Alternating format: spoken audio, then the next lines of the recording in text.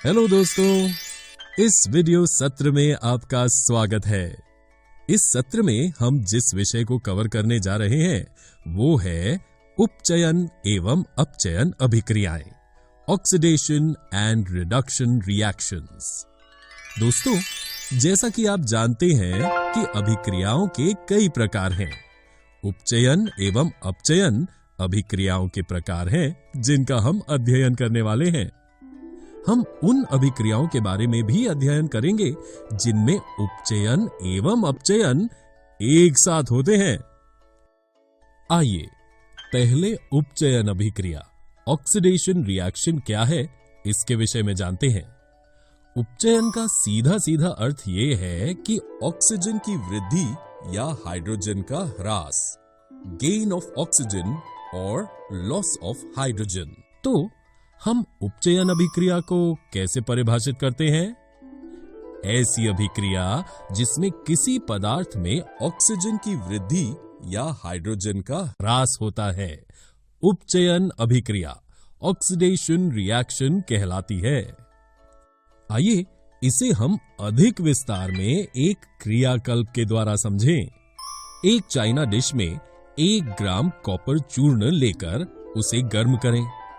आप क्या देखते हैं? कॉपर चूर्ण की सतह पर कॉपर ऑक्साइड की काली परत चढ़ जाती है। लेकिन ये काला पदार्थ क्यों बना? ये कॉपर ऑक्साइड बनने के कारण होता है। कॉपर ऑक्साइड कॉपर में ऑक्सीजन के योग से बना है। अभिक्रिया के समय कॉपर में ऑक्सीजन की वृद्धि हुई है, इसलिए हम कह सकते हैं कि इस अभिक्रिया में कॉपर का उपचयन ऑक्सीडेशन हुआ है और इसलिए यह अभिक्रिया एक उपचयन अभिक्रिया ऑक्सीडेशन रिएक्शन है। अब हम इस गर्म पदार्थ कॉपर ऑक्साइड CuO के ऊपर हाइड्रोजन गैस प्रवाहित करेंगे। आप क्या देखते हैं? आप पाएंगे कि काले रंग की सतह भूरे रंग की हो गई है। ऐसा इसलिए होता है क्योंकि इस स्थिति में विपरीत अभिक्रिया संपन्न होती है तथा कॉपर प्राप्त होता है। यहां कॉपर ऑक्साइड में से ऑक्सीजन का ह्रास हुआ है, या दूसरे शब्दों में कॉपर ऑक्साइड का अपचयन रिडक्शन हुआ है। ऐसी अभिक्रियाएं जिनमें किसी पदार्थ से ऑक्सीजन का ह्रास होता है अपचयन अभिक्रियाएं रिडक्शन रिएक्शन कहलाती हैं।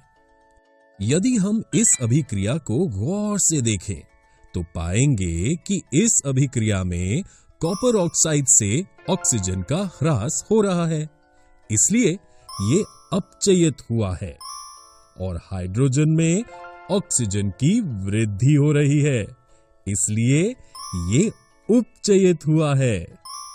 ऐसी किसी भी अभिक्रिया जिसमें एक अभिकारक उपचयित तथा दूसरा अभिकारक अपचयित होता है, उपचयन अपचयन ऑक्सीडेशन रिडक्शन अथवा रीडॉक्स अभिक्रियाएं रीडॉक्स रिएक्शन कहलाती हैं। आइए अब हम अपचयन अभिक्रियाओं के बारे में जानें।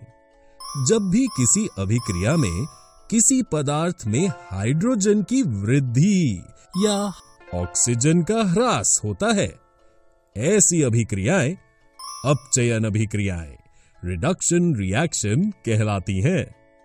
आइए अब अपचयन और उपचयन को हम 2 उदाहरणों के द्वारा और विस्तार से समझें।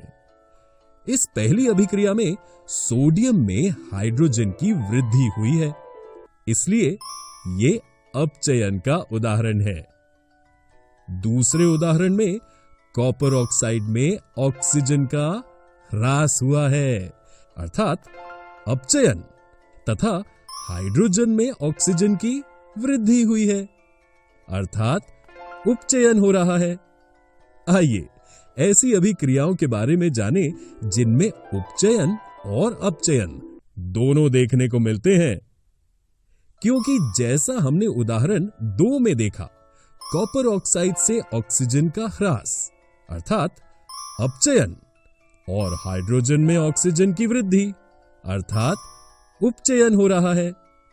इस तरह एक ही अभिक्रिया में उपचयन और अपचयन हो रहे हैं। तो दोस्तों, उपचयन अपचयन अभिक्रिया या रेडॉक्स अभिक्रिया का क्या मतलब है? एक रासायनिक अभिक्रिया जिसमें उपचयन और अपचयन एक साथ होते हैं उसे रेडॉक्स अभिक्रिया, रेडॉक्स रिएक्शन कहा जाता है। दोस्तों, है ना ये रोचक अभिक्रियाएं? कुछ अन्य उदाहरण भी देखते हैं।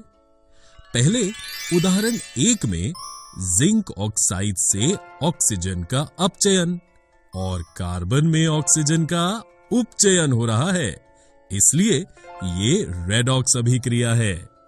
दूसरे उदाहरण में MnO2 से ऑक्सीजन का अपचयन तथा HCl में ऑक्सीजन का उपचयन हो रहा है, इसलिए ये भी रेडॉक्स अभिक्रिया है। तीसरे उदाहरण में मैग्नीशियम रिबन का चमकदार ज्वाला के साथ ऑक्सीजन में दहन होने पर श्वेत पदार्थ मैग्नीशियम ऑक्साइड का निर्माण हो रहा है। इस अभिक्रिया में मैग्नीशियम का उपचयन हो रहा है या अपचयन? जी हां, क्योंकि मैग्नीशियम में ऑक्सीजन की वृद्धि हो रही है, इसलिए हम कह सकते हैं कि मैग्नीशियम का उपचयन हुआ है। तो दोस्तों, इस वीडियो में हमने उपचयन ऑक्सीडेशन, अपचयन रिडक्शन तथा रेडॉक्स अभिक्रियाओं, रेडॉक्स रिएक्शंस का अध्ययन किया।